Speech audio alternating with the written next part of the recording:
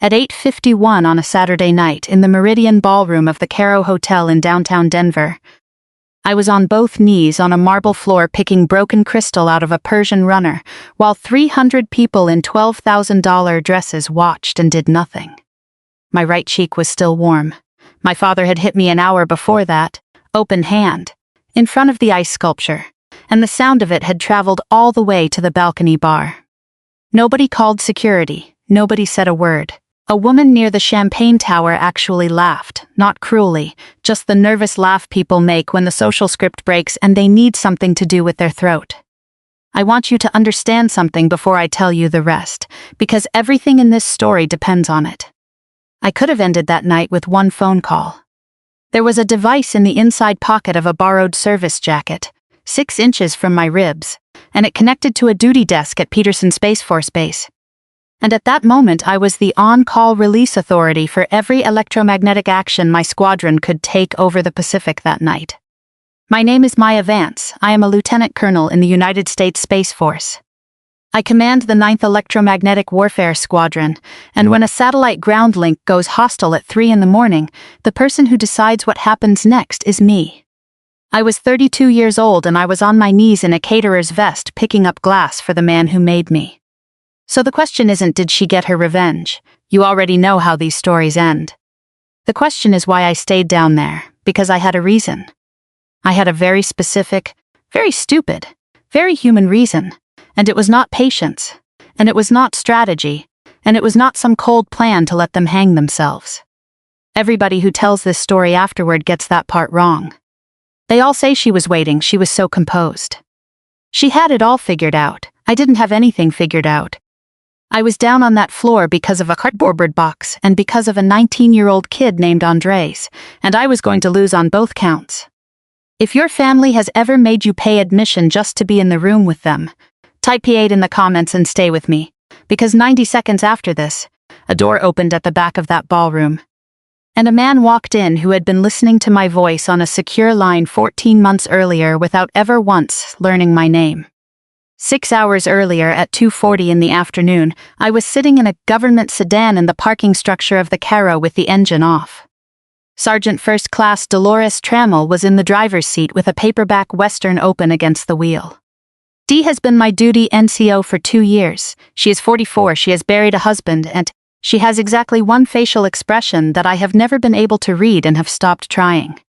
"You're going to sit here till you talk yourself out of it," she said without looking up. "I'm not going to talk myself out of it, that's what I said." "You're going to sit here trying," she turned a page. "Ma'am, permission to say a thing. You're going to say it anyway." "I am," she closed the book on her thumb. "You are the release authority tonight. On call 10 to 10. If something goes sideways over the Pacific at 11 o'clock, the country needs you sober, unbothered, and thinking clearly. And you are about to walk into a building and let people spend 6 hours telling you you're nothing." "It's 6 hours tonight," I didn't answer that. "Here's the deal I had made, and I'm going to lay it out plainly so you can judge me the same way I've judged myself. My mother, Rosalind Vance, died 3 years ago. Aneurysm in the sunroom alone, on a Tuesday. I found out from a press release. Somebody in my father's communications office wrote a statement about the loss of a beloved wife and mother, and it went out to 9 outlets, and my chief of staff printed it and put it on my desk because he thought I already knew. I was not invited to the service. I flew in anyway and stood at the back of a church in Cherry Hills with a rented coat over my uniform, and I left before the recessional so nobody would have to decide whether to speak to me. Everything she owned went into storage under my father's name. Her books, her sewing basket, the blue enamel thimble she wore on her middle finger like a ring because her hands were always cold. 26 boxes, in a climate-controlled unit in Aurora, and I have no legal claim to a single one of them, because Arthur Vance's attorneys are very good, and my mother's will was written in 1998, when she was 31, and in love with a man who was not yet who he became. 4 months ago my father called me, first time in 6 years. He had a proposition. Chloe was getting engaged.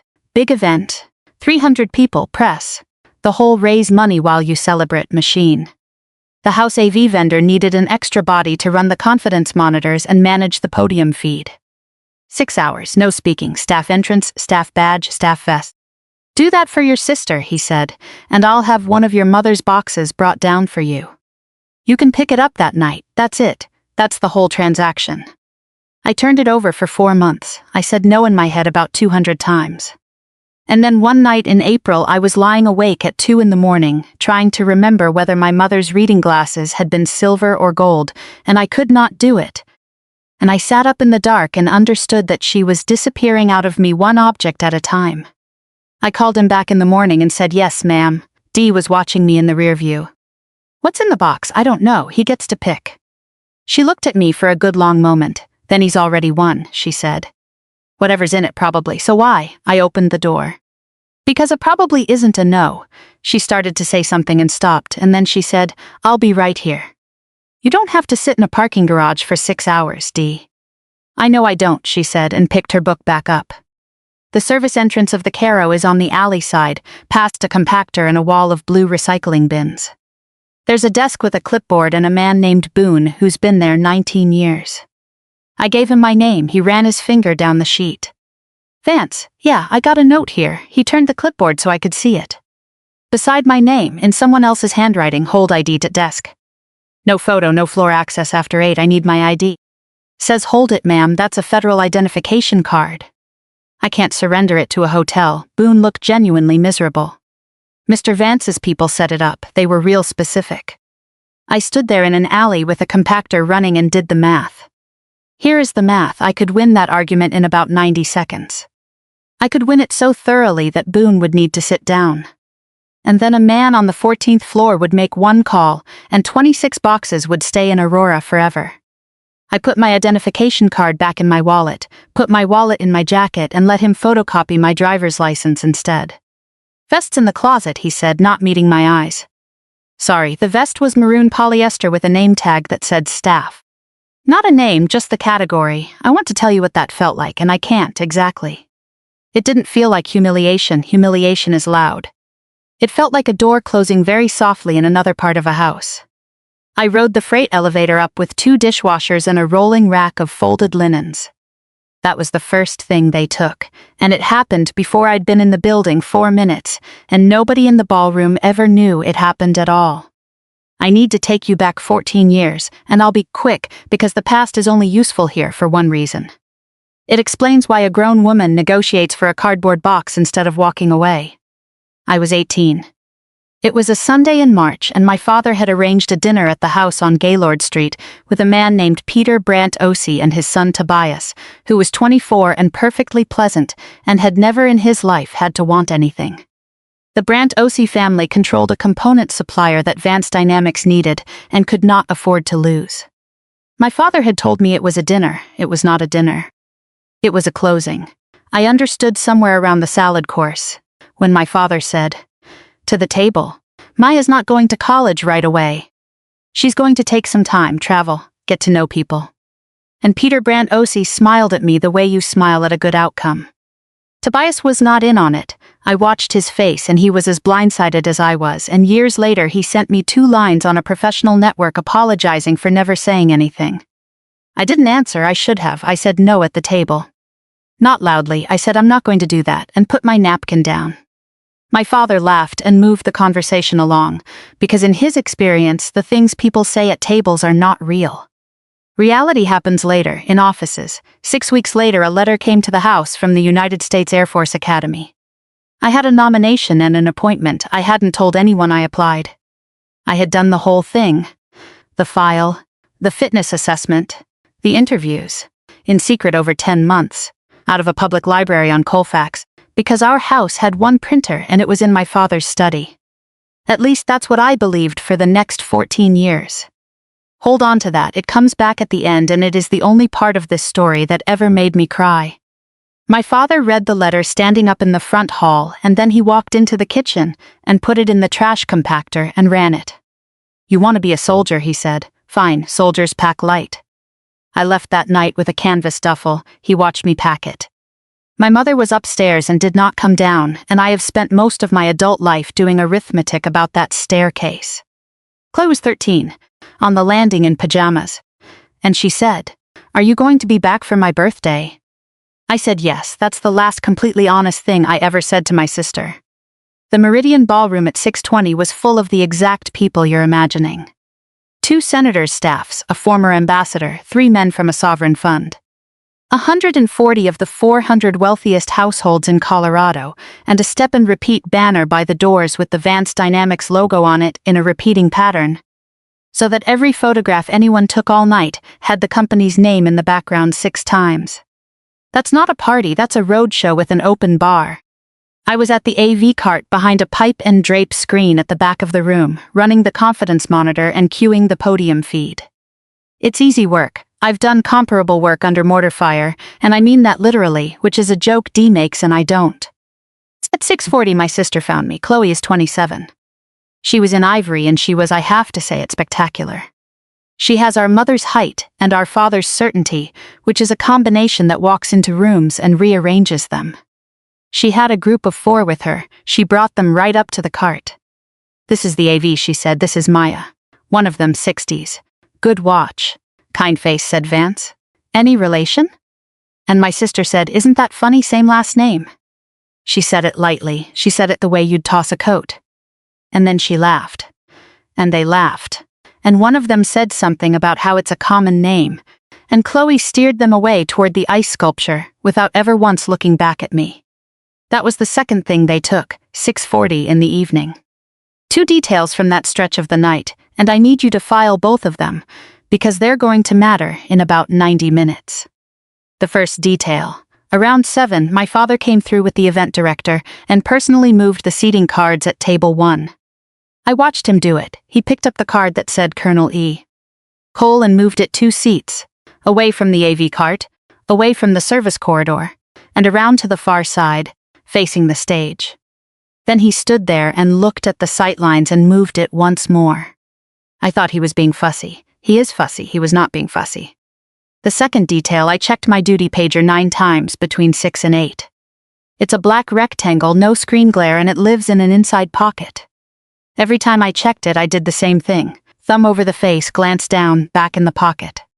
Chloe noticed. Of course she noticed. At one point she came past with a man from Halberd Capital and said, loud enough for me to hear, she's on her phone. She's always on her phone, it's honestly sad. The man laughed politely. That device was the reason a military vehicle would be idling at the north entrance of the Caro Hotel at 9:30 that night. Nobody in that ballroom knew that. My sister thought it was a phone, and she got a laugh out of it, and I let her have it. That's the whole shape of my family in one sentence. They kept making jokes about the loaded parts. At 7:35, Andres Peña came around the drape with a tray of empty coupe glasses and a face like a boy who has been yelled at twice already. He's 19. He'd been on the job 6 weeks. He told me later he was working doubles because his mother's hours got cut at a laundry in Globeville. Ma'am, is there a spot back here I can set this down for 1 second? My hand's cramping. Right here. He set it on the cart's lower shelf and shook out his fingers and said thank you about 4 times. Then a man in a group backed up without looking, the way people do, the way everyone does, and caught the edge of the tray with his elbow. I got most of it. I want that on the record. 12 glasses on that tray, and I caught the tray and 8 of the glasses with my forearm and my hip in the drape. 4 went. 4 crystal coupes hitting marble in a room with a 22-foot ceiling. It's not a crash. It's a bright, ringing detonation, and it turns 300 heads at once. And in the silence right afterward, you can hear the string quartet realize they should keep playing, and then decide not to. My father was 15 feet away. He came through the crowd fast. Andres went white and started to say something, and my father did not look at him at all. He looked at the tray, and at the vest, and at the boy's name tag, and he said, "You're done." "Get your things, sir. You're done," I said. It was me. 2 words. That's the whole thing. That's the entire crime I committed that night. I could tell you I did it out of some deep principle. I've had a lot of time to think about it, and I don't think that's true. I think I looked at a 19-year-old kid, and I saw a person who could not afford 1 bad night, and I could, and the math was very simple, and I did it in under a second, the way you do everything that actually defines you. My father turned to me, and something moved behind his face that I had not seen since I was 18 in a front hall. "You," he said. "It was my hand, I'm sorry. You are here as a favor." Yes, sir, that sir did it. I didn't mean it as a weapon. It's just what comes out of my mouth under pressure. 12 years of it, it's autonomic, but he heard it as sarcasm. He hit me, open hand, right side, hard enough to turn my head. There are 300 people in that room, and I would estimate 260 of them heard it. I did not move. I have been asked many times since why I didn't react. People want a version where I caught his wrist. I could have. It would have taken about a fifth of a second, and I would have had to think about nothing at all. Here's the truth. For one full second I had absolutely no idea what I was going to do next, and that second is the only part of that night that still bothers me. Then he said, loud enough for the balcony, get down there and pick it up. And apologized to my daughter for ruining her evening. Chloe's was standing by the ice sculpture. She had her hand over her mouth. I've watched a phone video of it since. There are 4 of them, and in every single one, my sister's hand is over her mouth and her eyes are not wide. Her eyes are level. She was watching a thing she had already accounted for. I went down on one knee and then both, and I started picking up glass. Somebody laughed near the champagne tower. And a woman's voice. I never found out whose. And I've thought about her more than almost anyone else in that room, said quietly to the person beside her. Somebody has to do something.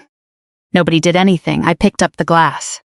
A piece of it went into the heel of my left hand about a 1/4 inch, and I kept my fist closed around a napkin for the next hour and a half so it wouldn't get on the runner, because I'd been raised in that house too. At 7:52 I went out through the service corridor. There's a stretch back there past the dish pit where the carpet stops, and the floor is sealed concrete, and the air smells like steam and dish soap. 2 ice machines, a folding chair, a mop sink. I sat on an overturned bus tub and looked at my hand for a while. Then I took out the pager and I called the duty desk. I want to be extremely clear about this call, because of everything that happened afterward. And because there are people who have suggested, in print, actually, that I orchestrated that evening. I did not call anyone in my chain of command to complain about my father. I did not call a lawyer. I did not call a reporter. I did not call the Defense Counterintelligence and Security Agency, which is the thing that would eventually take Vance Dynamics apart, and I want to say plainly that I have never spoken to them about my family except under questioning. I called Major Idris Fanning, who was the senior watch officer that night, and I said this. Sir Vance, I need to declare a conflict of interest and request relief from Release Authority for the remainder of my window. There was a pause. Say again the nature of the conflict.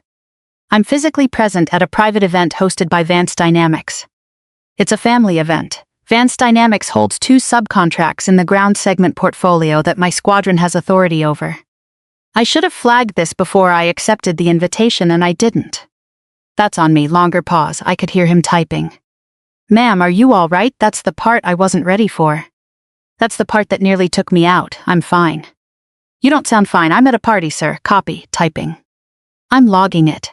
Colonel Adeyemi's going to want to talk to you Monday, and she's going to ask why the flag came in at 8 o'clock at night from a ballroom, and I'd think about the answer. Understood. I'm reassigning your window to the alternate. You're relieved effective 2000. He hesitated. I'm sending a vehicle for the badge handoff. 2130 at the north entrance. Sergeant Trammell's already on site, sir. She's in the garage. Then she'll come around front. 2130, Colonel. That's it. That is the entire extent of anything I did that night, and it took 4 minutes, and the only thing it accomplished was to remove me from a position where my last name could be worth anything to anybody. I sat on that bus tub afterward with the phone in my lap and understood something that hadn't occurred to me in 4 months of thinking about this evening. I had just given away the only thing about me that my father valued. I want you to sit in that for a second, because it's the crossroads of the whole story. Not the slap. This, a woman on an overturned bus tub in a service corridor with blood in her napkin voluntarily making herself worth nothing to the people upstairs. I didn't know it was a crossroads. I thought I was doing paperwork. 14 months before that night, at 2 a.m. Zulu, I was in a windowless operations floor in Colorado with 9 people and 41 screens. I'm going to give you 60 seconds of this and then I'm going to get out, because the point of it isn't the operation. The point of it is 9 words. A ground team in a place I'm not going to name was moving through a subterranean corridor complex. Their overhead had been compromised. Somebody was writing a commercial link and feeding position data, and the team had about 6 minutes before that mattered a great deal. My squadron's job is the electromagnetic environment. What we do when we do it right is make a piece of sky stop working for one specific person, for one specific span of time. The team lead came up on the net. He was calm in the way that tells you everything. He asked for an assessment. I gave him a number. Then I said the thing I always say, because it's short and because a man crouched in the dark with a rifle does not need my adjectives. Don't move, I've got the sky for 4 minutes. We took the link down. 4 minutes and change, the team went out the other side. I never learned their names, that's normal. That's most of my career. Voices with no faces and then a debrief and then the next thing. I have said that same sentence over a net probably 60 times. It's not a slogan. It's just a habit I picked up from a chief master sergeant in my first squadron, who told me that when people are scared, you should give them exactly 2 pieces of information and no comfort, because comfort is what a lie sounds like. That night, the team lead on the other end of that net was a colonel named Ethan Cole. Neither of us knew it. He'd been told his support was a squadron at Peterson. That's all anybody gets. He told me later, standing in a parking garage close to midnight, that he'd tried twice through channels to find out who the controller was, so he could write a letter. Both times he got the unit designator and nothing else, because that's how it's supposed to work, and he let it go. But he remembered the sentence, 14 months. He remembered the sentence. At 8:15, the toast started, and my father got the best 20 minutes of his life. I was back behind the drape running the podium feed, which is its own particular hell. I had to cue his slides. Devon Kroll of Halberd Capital went up first. Kroll is not a villain in this story. He's a 58-year-old man who reads documents for a living, and by the end of the night he would be the first person in that room to behave correctly. He said generous things, and then he said the sentence my father had been waiting 19 months to hear in a room with press in it. Halberd is prepared to lead the Series F at 400 million. The room came up, genuinely. People stood, 300 people applauding a private funding round like it was a touchdown. My father took the podium and did 9 minutes without notes. He is, I have to tell you again, extraordinarily good. He built that company out of a rented bay in Commerce City in 1989 with a second mortgage and a partner who quit. That is a real thing that a real person did, and none of what came after erases it, and if you don't understand that he was once worth admiring, then you won't understand why any of us stayed as long as we did. At the end he said, and I want to thank my family. Everything I've built is for them, and he looked, very briefly, at the pipe and drape screen where I was standing. Not at me, at the screen, at the place where I was. Then he came off the stage, and he came around the drape, and he was carrying a cardboard file box. He set it on the AV cart between us there, he said. As agreed. The tape was cut, he'd opened it. I don't know what he took out, and I have decided not to spend any more of my life wondering. I lifted the flaps. Inside was a coat, one coat, my mother's winter coat, camel wool, the one she wore to my school things when I was small. Folded once, nothing under it, nothing beside it. I put my hand down along the sides to be sure, all the way to the corners, and there was nothing in that box but a coat.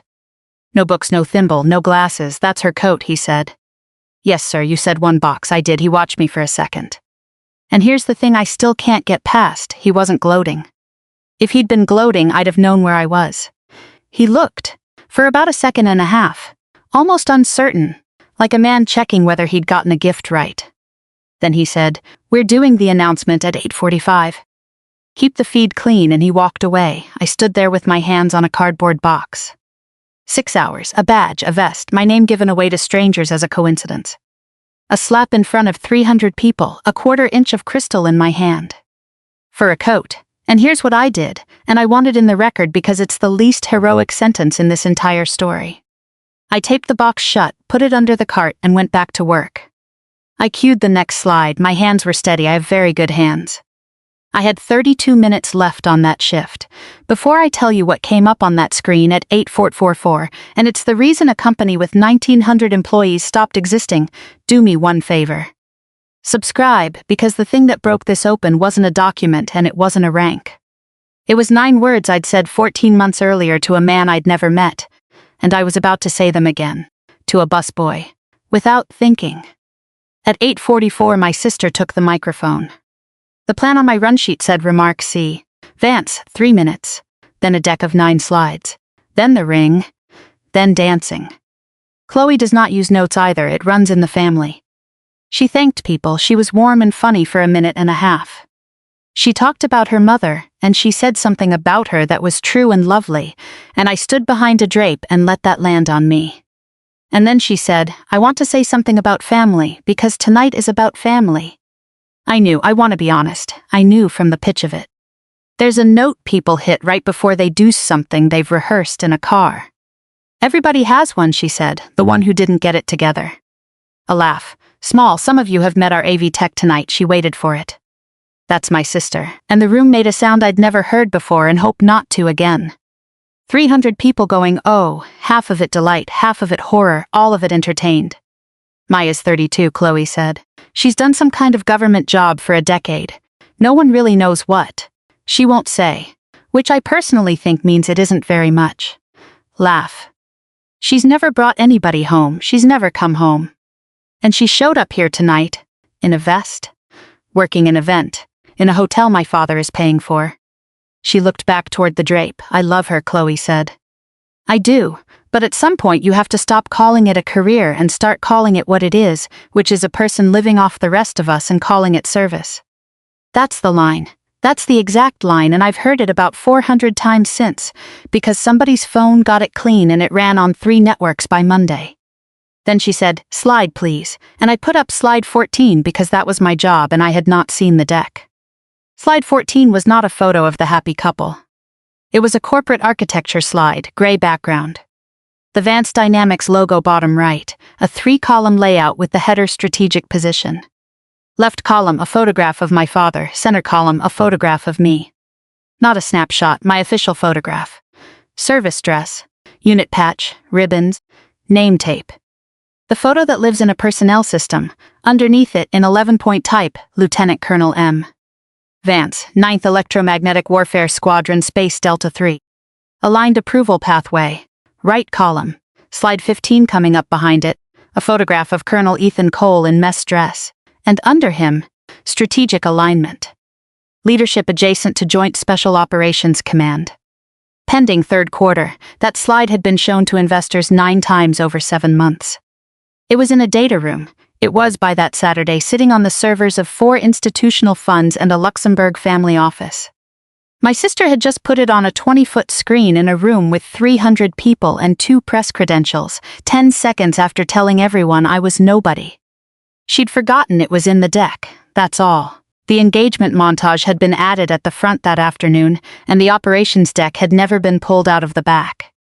I stood behind that drape and looked at my own face 6 feet tall on a screen with the words aligned approval pathway under it, and every single thing about the last 4 months rearranged itself. He hadn't brought me here to humiliate me. The humiliation was the price he charged.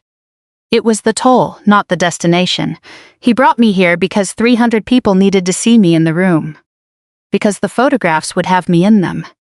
Because a fund principal who had just committed $400 million needed a physical, memorable, room-level confirmation that the Vance family and the approval authority for a satellite defense program were the same dinner table.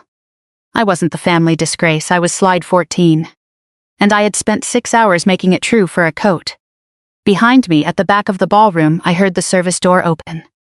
2 things happened in the next 4 seconds, and they had nothing to do with each other, which is the only reason any of this worked. The first, a man standing near the AV cart turned around to laugh at my sister's line and put his elbow through a coupe glass sitting on the corner of the cart. The second, Andres Peña, who had not been fired, because the event director needed hands and had quietly told him to stay in the back, dropped to a crouch to pick it up before anyone could step on it. He got the base of the glass in his palm on the first grab. Cheap grab, wrong angle, and the stem went into the meat of his thumb. I was on the floor next to him before I decided to be. Don't move, I said. I've got it. Not loud. I had a live microphone 12 feet away and I have been trained since I was 22 years old never to put a sound into a room that somebody didn't ask for. Andres froze. I got his hand open, got the stem out, wrapped his palm in a service napkin, and started clearing the glass off the runner with the flat of my hand so no one in heels would find it. That's where I was at 8:51. On both knees, in a maroon vest, on a Persian runner, with my sister's voice above me and 300 people laughing at the end of her sentence.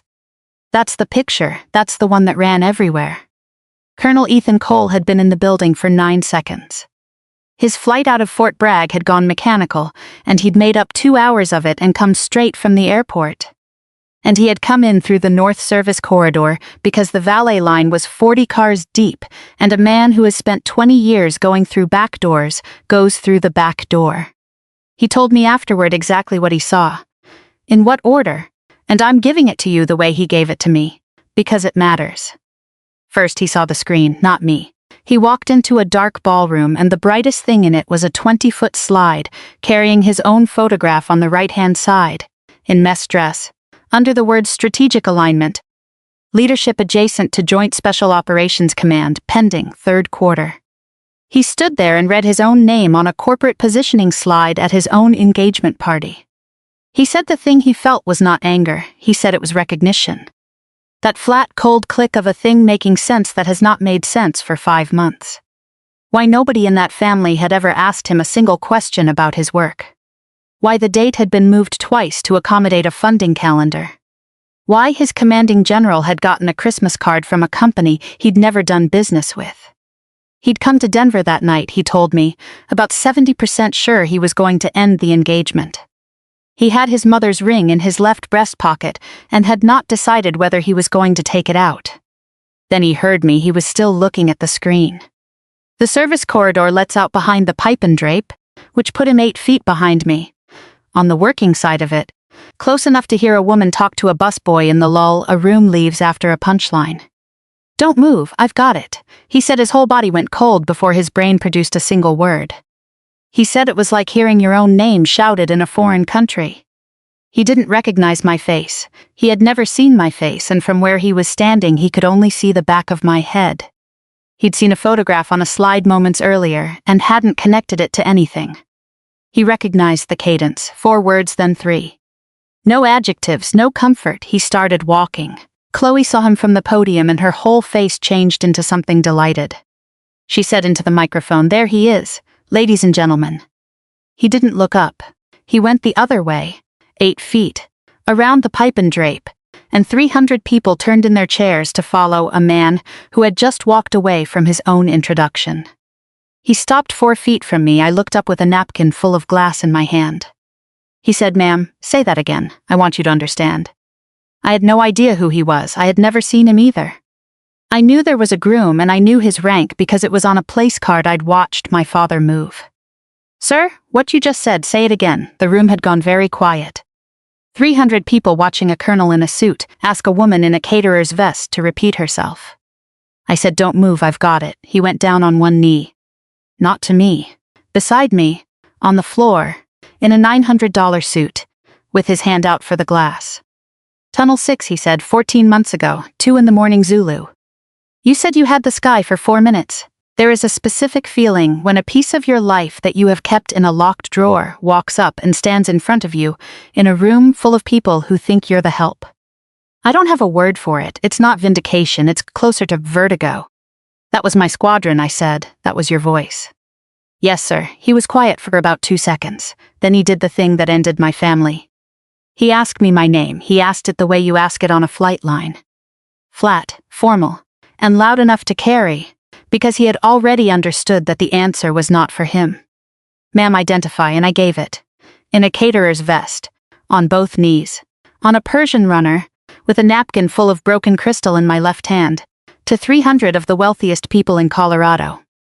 Lieutenant Colonel Maya Vance, United States Space Force.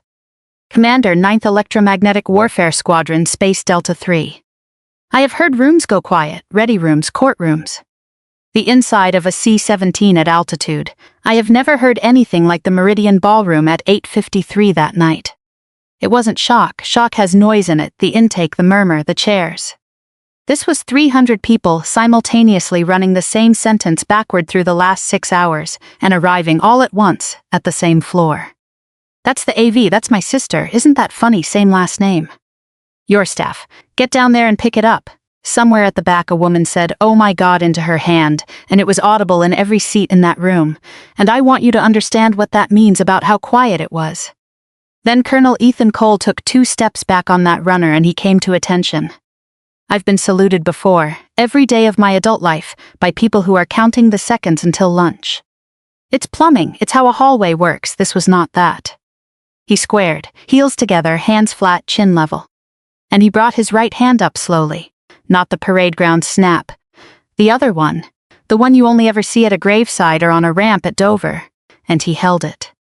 He held it for a long time, long enough that it stopped being a gesture and turned into a statement with a duration. Long enough that a 58-year-old fund principal at Table 1 put down his glass and stood up because he had done 4 years in the Marine Corps in 1986 and his body made the decision without consulting him. Long enough that a retired sergeant major named Wallace Utley, who was working the hotel's private event security detail that night at $19 an hour, came off the wall by the coat check and squared away in a rented blazer.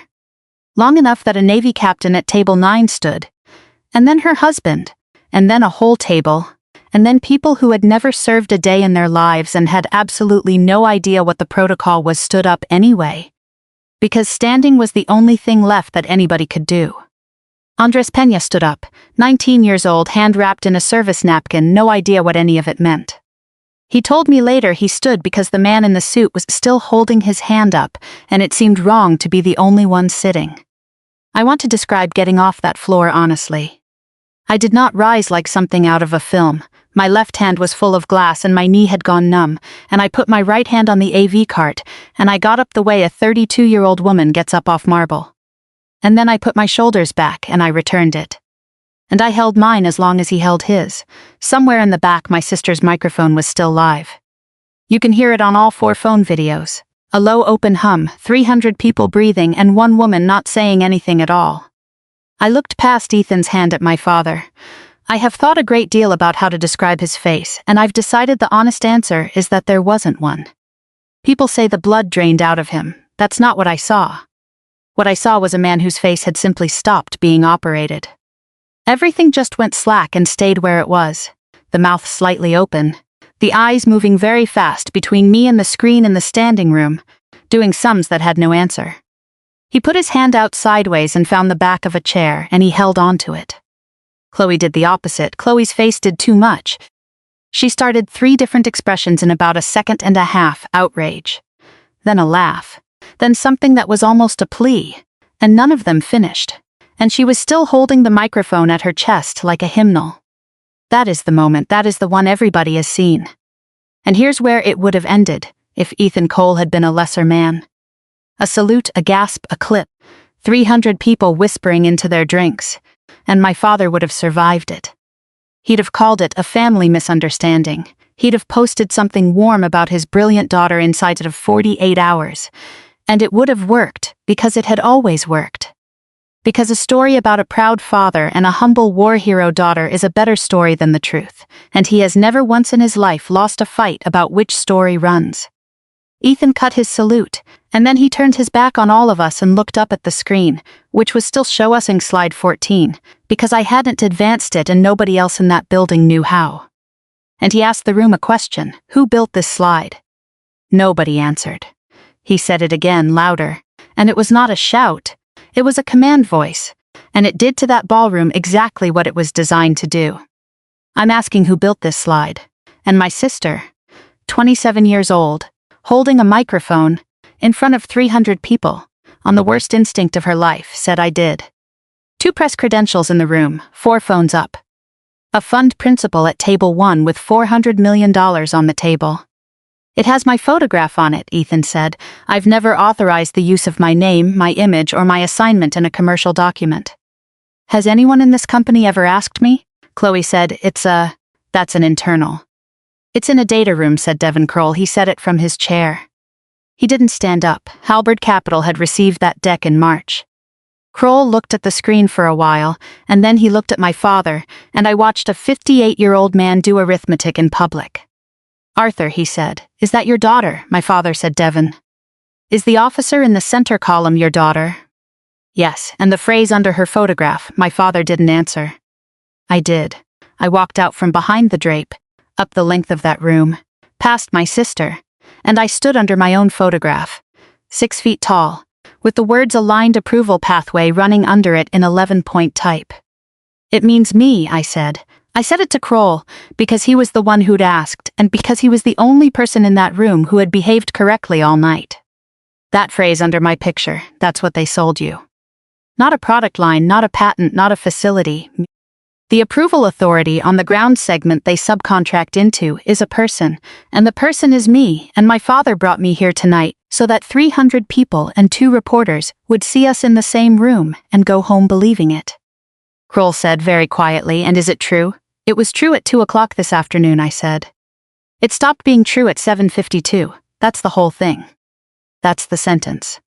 At 7:52 tonight I called my duty desk from a service corridor in this hotel and declared a conflict of interest, and I was relieved of release authority at 2000, and I have recused myself from every file, contract and adjudication bearing the name Vance. Permanently, there is no version of the future in which I sign anything with my father's company's name on it. I turned around and looked at Arthur Vance, still holding the back of that chair. You didn't lose access tonight because I took it from you, I said. I would never do that. That's the thing you were never able to understand about me. You lost it because the only thing you were actually selling was a daughter who would show up when you called, and I just stopped. Nobody in that ballroom made a sound. The next 40 minutes are not a scene. They are a rundown collapsing in real time, a quartet with nothing to play under. An event director holding a run sheet that had stopped meaning anything. 300 people deciding, one table at a time, whether it was ruder to leave or to stay.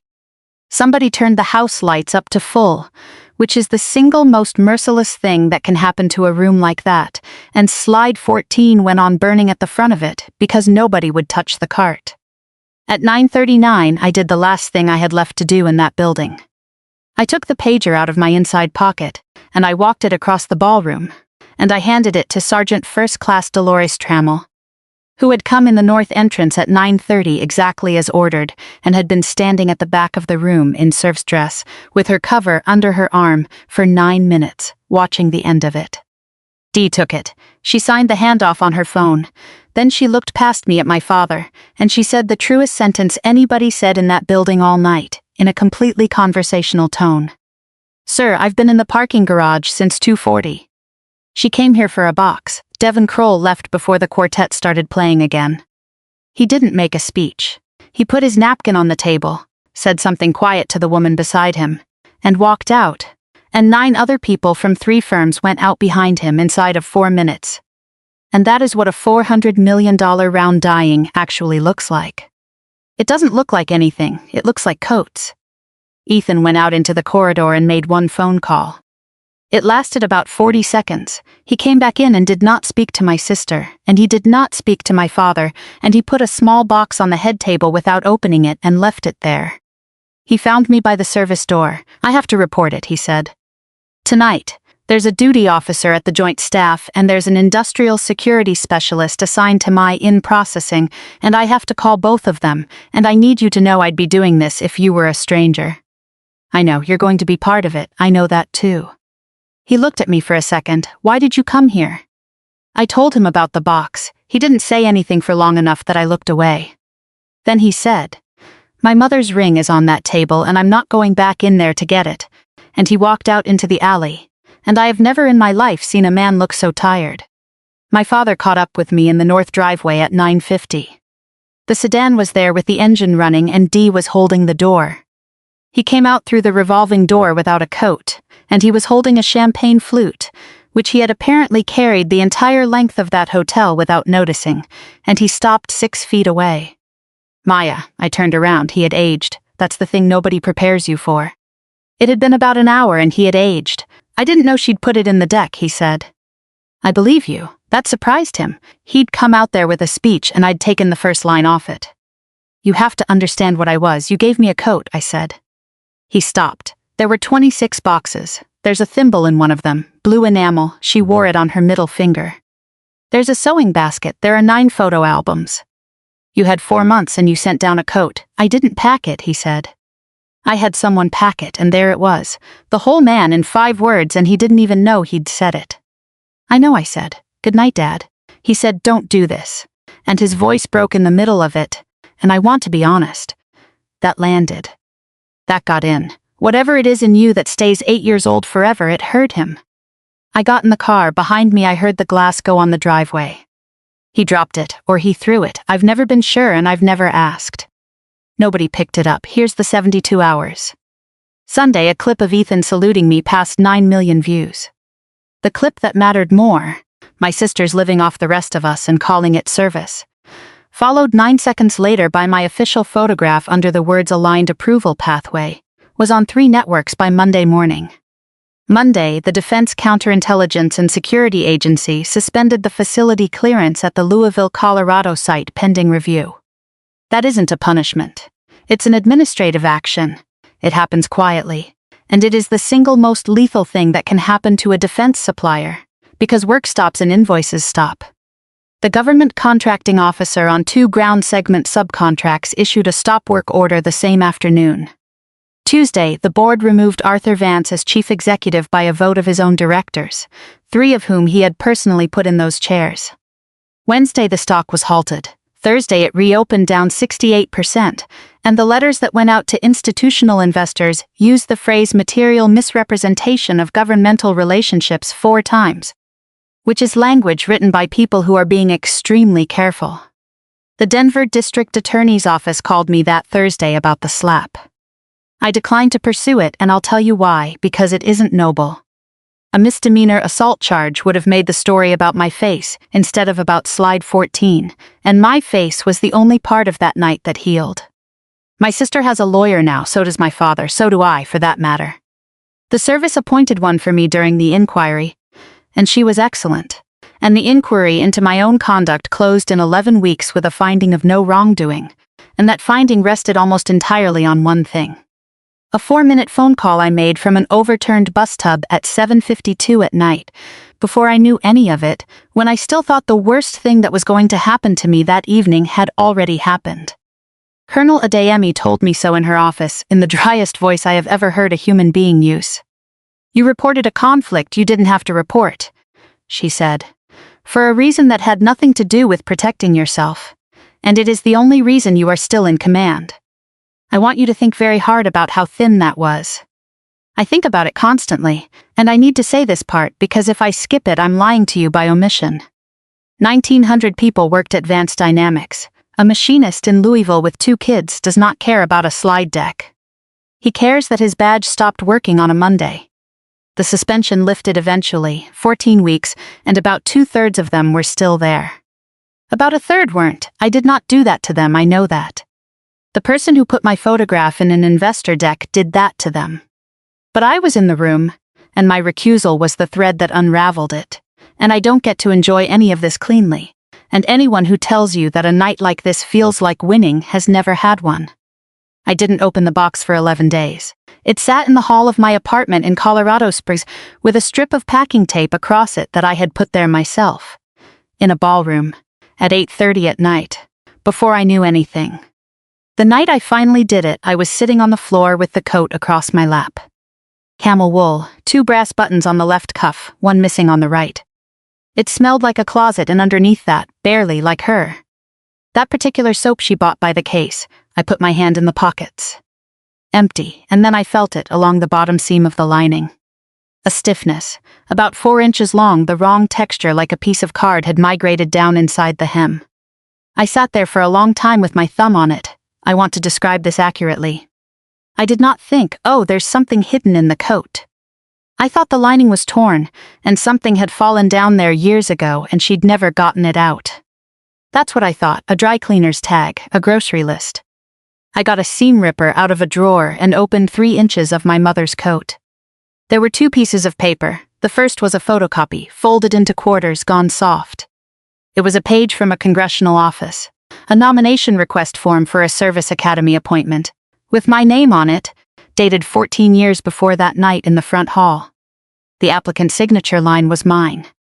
The second line, parent or guardian, if applicant is a minor at time of nomination request, was hers. Rosalind Marchetti Vance, in her handwriting which I would know upside down in the dark.